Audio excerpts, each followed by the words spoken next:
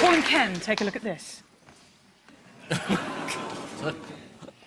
Yes. Well, I was sort of... I had a look at somebody's internet machine today, because I understand there was a hoax thing that was put on there about 12 years ago now, but because these things exist forever, people have grown up and forgotten that they knew it was a hoax or whatever. I mean, he was on the show. He was on the show, yeah. So there's this transcript where apparently I tore into... I mean, none of that happened on the night. But there are now people on the internet who claim to have seen it.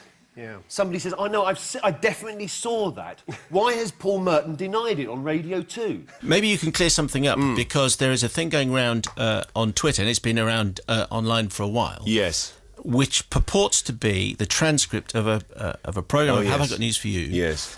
With Jimmy Savile on. And in this transcript, there's... I mean, it looks very believable. You take him to task and say, I don't think you should be on the show and all that. But John O'Farrell, who was one of the writers on the show, tweeted this morning saying it's all a fake. It is. It's all a hoax. It's all a complete hoax. I saw this. I mean, I think this came up around about sort of 10, 12 years ago, something like that. And I glanced at it then. It's got nothing to do with the show or how the recording went.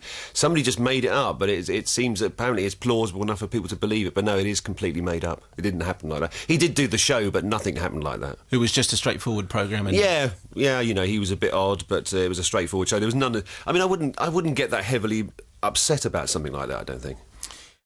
I've been brainwashed. I mean, if I have, then how do I know? But no, it actually didn't happen. It was a hoax, but... Have we got any footage of that?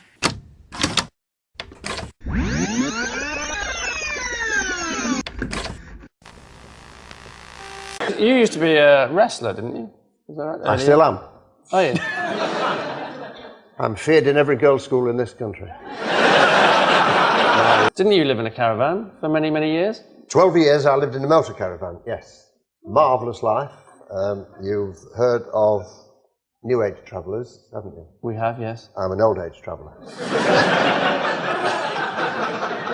What do you do in the caravan? Anybody I can lay my hands on.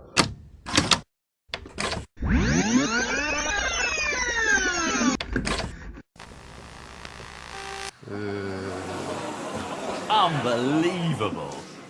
He was very good at hiding in plain sight with that kind of comment, wasn't he? That was apparently his biography is full of basically him admitting that he did all of this. And so he created a smoke screen comprised of the truth. Yeah. You know? Well, it's a brilliant disguise. You dress up as a paedophile. I mean, I'm glad the BBC's asked this question. I mean, presumably this will be cut and shown on ITV in 3 weeks' time. But he was very... But the thing that I find annoying is the press's, you know, oh, what a shock that this revelation is. And yeah, there is a hysterical, why didn't the BBC reveal it? Well, the press didn't reveal it either. The thing is, it's what the word no means. If you say, I knew about it, you mean you'd heard the rumours. Everyone had heard the rumours. If you actually knew about it, you should have done something about it. But the only people who know about it are people to whom it's happened, and they tend to be... disadvantaged 12 and not in the mood to go through a court trial. I mean, that is why nothing came out. But it's quite disgusting as well the way the press are using it, not just as a stick to beat the BBC with, but any state institution. I saw an editorial the other day that blamed the NHS for him wandering around hospitals and state schools. You know, it's so weird. It's incredible the way they'll take a subject as serious as this and try and twist it into a political attack, you know. I never got it. People were saying he died, and there were these programmes saying he was a much-loved national treasure. Was he? Everyone loved Jimmy Savile, did they? I remember when he came on, I was thinking, ugh. I mean, I didn't shout... you know, you're a pedo, because I didn't know. You do need evidence.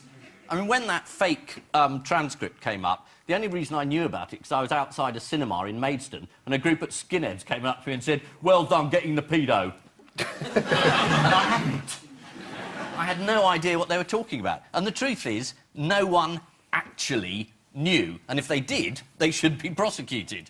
But what's anyway, odd about that's this? comic gold. The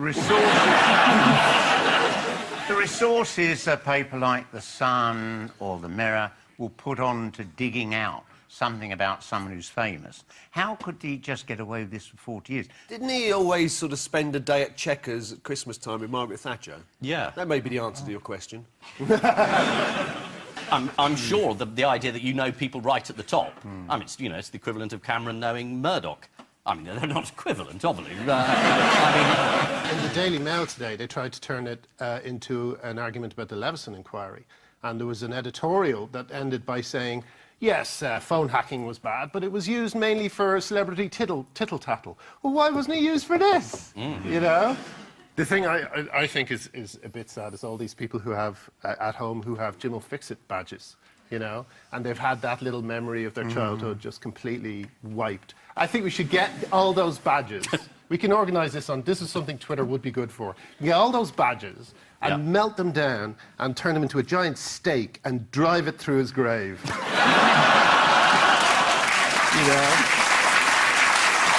The press, of course, are horrified. They've seized on the opportunity to stick the boot into the BBC. Although, being journalists, they would never have been interested in rumours about major celebrities or, indeed, young girls in bikinis. The Daily Mail Online, the world's most popular newspaper website, recently published this picture. Is that a paparazzi snap? Do you think that's done with consent? I mean, it looks like it was taken on an iPhone. As it explains, she's 14, posing in her bathing suit. As she dangled her legs into the pool, she leaned back on her arms while displaying her equally trim figure. She's 14. That's awful.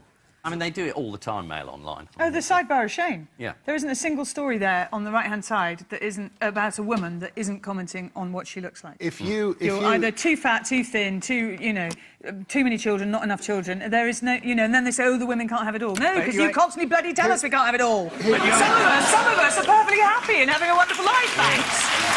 But here's another thing. Someone pointed out to me an experiment you can do with Mail Online, which is if you put in quotes the phrase all grown up, if you put that in quotes in the search bar, then all you'll get is stories about young girls hitting their 16th birthday, accompanied usually by a photograph. It's like a dog whistle for you are now allowed to lech over this girl. The one ray of sunshine in this entire story is that no one will ever need or want to do Jimmy Savile impressions again. Which is a relief. There's still a costume you can get. Oh, really? Online. Well, Halloween's coming up. For sale. This is the much-loved, saintly philanthropist and tireless charity fundraiser. I'm so sorry, that is last year's script. This is the reviled paedophile and serial sex offender Sir Jimmy Savile, OBE. According to The Sun, when Savile visited Broadmoor Hospital, he befriended Peter Sutcliffe, the Yorkshire Ripper, although Sutcliffe is now desperately trying to distance himself from those stories.